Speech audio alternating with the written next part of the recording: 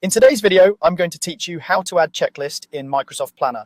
If you're managing tasks for yourself or a team, checklists are a simple way to break a big task into clear, trackable steps. They keep everyone aligned, reduce confusion, and help you see progress at a glance.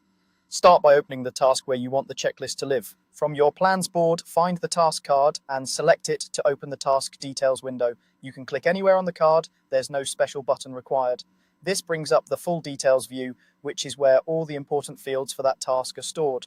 If you're working inside a planner tab in another app, the behavior is the same. Click the card to open the details. Inside the task details, scroll down to locate the checklist section. Depending on your screen size or how much information you've already added, you might need to scroll a bit to find it. You'll see a field labeled checklist with a simple input box ready for your first item. If the window looks busy, don't worry, just move past the description and dates until you see the checklist area. Now add your first checklist item, click into the box that says add an item, type a short action-focused subtask and press enter. Keep it concise and specific, like draft outline or upload assets, so it's obvious what needs to be done without over-explaining. There's no separate save button here. Planner saves your entries automatically as you go, so you won't lose anything if you navigate away. Continue building out your checklist by repeating that same action, type the next step and press enter.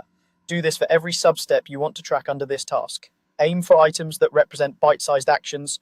If something will take a while, it likely deserves its own line. Keeping each item clear and consistent makes it easier for you and your team to scan the list quickly.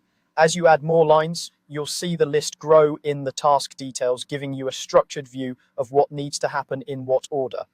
If you think of another step later, just return to the task and add it the same way. That's all there is to it. Open the task, find the checklist section, add your first item, then repeat for the rest of your steps. With a well-structured checklist, Planner becomes a straightforward way to make progress visible and keep work moving smoothly.